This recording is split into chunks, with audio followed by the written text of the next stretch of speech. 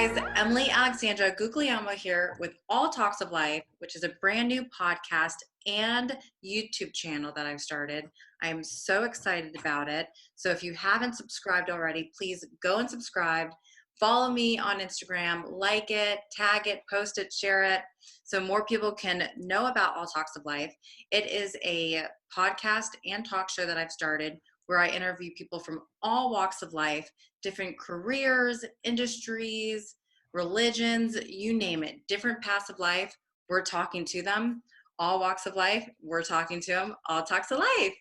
So without any further ado, today's special guest is a really good friend of mine, and I think so highly of her. She also is a professional mermaid like myself. She also works with Emily Alexander Corporation, and I just think so highly of her. So without any more further ado, welcome Michelle Colson. Hello.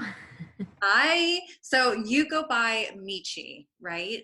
Yes, it's my nickname since I was a child. So Michi is like the endearment nickname I have. And now you also go by Mermaid Michi. Yes. So can you tell the audience, because they're just so enamored by, oh my gosh, people actually do mermaiding for a living. So can you tell us what that is and why you decided to do that? So for a lot of us who love mermaids, this kind of thing started with the Little Mermaid since we were all very young. And for me, it's definitely the case. I love mermaids ever since I was a little girl. And I got started about 5 years ago. One of my friends gave me a mermaid tail for my birthday because he knew that I love mermaids, and just things kind of took off from there. I took it to the beach several times and got gigs, is what we would call them, based on people just seeing me swimming in my tail. And in 2019, I actually joined the mermaid community, which I didn't know existed until 2019. And I realized that a lot of the mermaids that are part of the community are not just doing it as a hobby like most mermaids. There's a lot of them who do that professionally and actually get paid to be a mermaid, which is kind of what I was doing, but I didn't know at the time that I was doing that. So I decided to take my mermaiding to the next step and become a professional mermaid, which it just means that we're getting paid to do what we love to do, share the magic of mermaids. I do all kinds of events just like you, fundraisers, festivals, parties, corporate events, you name it, we're there. Well, and we actually met on an event for the Guinness Book of World Records. And Yes. it was so exciting because we were the mermaids of the entire event, for the most underwater divers to pick up trash. And I just was like so honored to be a part of that because we were the mermaids there. We got to be on the TV and acknowledged. We swam under and they filmed us. So you guys keep an eye out for that. I believe we'll be in the 2021 Guinness Book of World Records. So we'll keep you posted on that. That was really exciting. And so you said, so what is the difference between professional and amateur? So professional and amateur are completely different because a lot of people are just like, oh, I see mermaids all the time and they're out doing, at the beach or this or that. But uh, there's a lot of mermaids in the mermaid community who do this as a hobby, who just love to dress up as a mermaid, love to go swimming as a mermaid, just love the idea of being a mermaid. And then there's those of us who take that to the next level and get paid for our services. So we're mermaid entertainers that do all sorts of different kinds of events, fundraisers, corporate outings, and things like that. So the difference between an amateur and a professional is you're getting paid to do a job versus this is just your hobby. Right. Well, and you had started your own mermaid entertainment company outside of Ocala, Florida, called Mermaid Up the Springs, which Yes. I love that. And because what's close to your heart is you're a freshwater springs conservationist, Hmm. environmental advocate, Can you elaborate?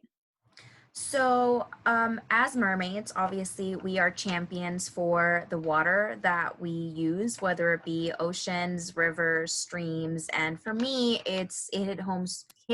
close to home, the springs, because in Florida we have the biggest magnitude of freshwater springs in the entire United States. So when you come to Wow. Florida, we're able to enjoy the fact that we get to swim and see and be a part of something that not a lot of people get to experience. And right now, our freshwater springs, just like our oceans and everything else, really is in dire need of assistance and help, because us humans have really made some horrible choices in how we take care of our natural resources, that being our water. So all of Florida gets our water from the aquifer, which, Wow. yeah, which then has all of it feeds these springs. And so for me, when I realized the magnitude of danger that these springs are in, I knew that I had to do something, and I felt that it was in me to make a difference using my mermaid platform as a step in the right direction. I realized that as a mermaid, I have more of an impact Yeah. and more of a reach than I do as my human form. Just with your regular sea legs. Right. So doing what I love, which is being a mermaid and bringing that magic out to kids and to adults, but then also incorporating the environmental aspect of it was just huge for me. So when I decided to start Mermaids of the Springs, it was because I was doing way too many gigs by myself, and there was gigs that I couldn't be at simultaneously. Yeah. So me and another mermaid decided to join forces and create Mermaids of the Springs. And for every event that we have, we give 10% of our proceeds to the Florida Springs Institute and the Florida Springs Council, which are the driving force in protecting Wow. springs. Amazing. And it's so true to utilize your professional mermaid background as a platform, because it really does allow you to get through to people and just be more of a face. Um, so I find that amazing, and I didn't realize until speaking with you and that there's so many natural springs in Florida. And here you're talking to a born and raised Floridian, and I've never even been to even remotely close to all of them. It Mm-hmm. is just astounding. So if you guys are ever in Florida, you've got to go see these natural springs. Even reach out to Mermaid Michi, and she'll take you probably on a personal tour Oh yeah. and swim with you. Um, so now you also are, you have like a holistic lifestyle. Now Yes. there's a little controversy behind that, because people are asking, to live a holistic lifestyle, does that mean you have to be vegan? No, not at all. Obviously, having a plant-based diet is better for you, in my opinion, than a regular per se American diet. And that's just because when you are vegan, for the most part, you're eating raw food. What does that mean? That means that you're not cooking your food. That means that it's not coming out of cans. It's not processed. It's fresh.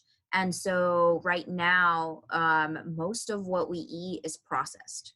Most of what we eat is full of GMOs, pesticides, herbicides, just all different kinds of toxic chemicals that are really put into our food. If you do a little bit of research, you realize that there's a lot of uh, additives and things that are in our food here in the United States that in other countries it's not allowed. It's banned. It's banned. Like there are so many things that are in our food that we eat Wow. here in America that in other countries are completely banned. So Wow. kind of, that kind of opens your eyes to like, whoa, That puts it in perspective that we're eating really bad. extremely bad, and that's a lot of reason why America has a lot of health issues is because we are not nourishing our bodies. We're eating. But that doesn't mean, just because you're eating doesn't mean that you're not nourishing your body. You have to nourish your body and feed your body with the nourishment and the minerals and the vitamins that it needs. And Right. that processed stuff that we're eating doesn't have any of that. It's processed. And Right. use like microwaves, for example. The microwave kills absolutely everything and anything that was in your food. Mm. If you were going to eat something that was remotely healthy and then you put it in the microwave, you just nuked absolutely every Interesting. calorie, anything that you put in a microwave, you basically kill. And then You're just eating mush at you're that just point. exactly at that point. It tastes good, but you're just eating mush. So Yeah. so no, you don't have to be vegan to live a holistic lifestyle. A holistic lifestyle isn't just about eating. It's about the things that you put into your body, the things that you use in your home. So like, I don't use any chemicals in my home. When I clean, I'm not using any chemicals. I use essential oils. I use apple cider vinegar. I use Love peroxide. it. I'm not using bleach. I'm not using Lysol. I'm not using all of those chemicals that are super toxic to your body. Yep. Um, as far as like my face goes, or like makeup and things like that, I'm also not using toxic makeup. I'm not using Yep. toxic wipes to take off my makeup. I'm not using all sorts of different kinds of creams and moisturizers and this and that are full of chemicals and toxic things that should not be going on our body. So a holistic lifestyle is more than just eating. And just eating. It is definitely how you eat, that what you use um in a daily basis to clean your home, what you ingest, what the kind of tea that you drink, the kind of just everything really. It's a huge lifestyle. It, So no, you don't have to be vegan, but being vegan definitely helps. it So helps to support it. yes. So that's interesting that it's not just what you eat. It's a lifestyle. Mhm. And I know for some people that can be quite challenging and actually, you know, frightening for them to think like, oh my God, I have to change my whole lifestyle. So with that being said, what would you recommend for a couple tips or pointers for someone that would like to transition into a holistic lifestyle, but there's a lot on their plate. There's a lot going on, as we all know, and it's Right. hard to completely change your lifestyle, right? Oh You yeah. can't just like that. So what are a few things that you'd recommend just to ease your way in that are good to start with? So my biggest thing is going to be, I'm going to go back to eating. And eating, that's just because, again, if you don't nourish your body properly, your mind, your body, and your soul are not going to be okay. If you don't have your health, you don't have anything. And eating is one of the biggest ways that we get those nourishment into our body. So the biggest thing I would suggest to do is to try to steer clear from processed food. Now that's really difficult for most people because it's just the conveniency of Right. that bag of chips, or just things that are ready to be made, and then you don't have to do too much to it. And so just, if you are going to be buying processed food, go for organic. Yes, it's more expensive, but so is a visit to the doctor because you don't have your health. Touche. Instead of going to Starbucks to buy that $5-10 cup of coffee, buy yourself some organic coffee that you can make at home. Mm. Just little things like that. And then pay attention to the ingredients that are in your food. Just like any other thing, pay attention to the ingredients that you are putting in your body, whether it be your food, your makeup, your skincare routine, the ingredients that are on the things that you use, like dryer sheets. Dryer sheets are so extremely toxic, Wow. I like had no idea extremely that. toxic. So I use a wool ball, and then I put essential oils on that wool ball, Wow. and that's not toxic at all whatsoever. So just be more Interesting. aware of what you are putting into your body and allowing your kids, yourself, your home to have. So just get rid of those things slowly but surely. And the biggest thing with that is, it is a lifestyle change. So Mhm. every little step is a big step. Yeah. And don't kick yourself. Don't think that, oh, this is going to happen in a week and I'm just going to be holistic. I mean, I'm still learning things. I've been in this Right. journey for 4 years, and I still to this day No. learn things every day. to help me become more holistic in my ways. Wow. Yeah, that's fascinating about the dryer sheets. That's a new one I've never heard of, and I'm gonna change and get a wool ball. Yes, and you can get those anywhere. You get most retailers nowadays, Walmart, Publix, they'll sell them in the aisles, Yeah, or you could just order them from Amazon. Amazon. Yeah, They're wool balls. They're a ball, and it's kind of, yeah, and and it helps to collect all the lint. yes, It does the same thing. it does the exact same thing without the chemicals. And then, because like you don't have to put essential oils on it, but you can, and then that enhances how your clothes smell. So like I love to use lavender on there. It just makes my Nice. clothes smell really good. Yeah, Of course, I'm wearing my clothes with the lavender essential oil, which is amazing for you. So yeah. it's a win-win. Wonderful. Mhm. So, wow. And if you guys are not watching, if you're listening on our podcast, Mermaid Michi and I are both wearing Emily Alexandra Cosmetics, which is all natural, vegan, cruelty free. And you can go shop for 40% off all month long in honor of the COVID 19 being at home with the quarantine. And so, where can anyone reach out and talk to you personally? What's the best way to get a hold of you? So the best way to get a hold of me really is through either Instagram or Facebook. So you would just search Mermaid Nietzsche on your Instagram or your Facebook, and I would be the one that pops up, and probably the one and only mermaid out there that's not. Um, and that's really the best way to get a hold of me. I don't really use email all that much except for work. So, we're always on social media. Yeah. So Yeah. social media really is the best way to get a hold of me. Exactly. It's funny that you say that because I get a lot of people reaching out to me via email, and I always respond by saying, just DM me and we'll finish the conversation. Because I just feel like the platform on social media is more conducive than emails. It's Um, easier, it's faster. It's just, and yeah, it's in real time. exactly. So, without any further ado, thank you so much, Mermaid Michi, for your time. It's been such an honor and a blessing to have you on my show, All Talks of Life. And again, if you guys haven't subscribed, go subscribe and follow. And remember to always live, laugh, love. And I always hope you have health, wealth, and happiness. Bye. Bye.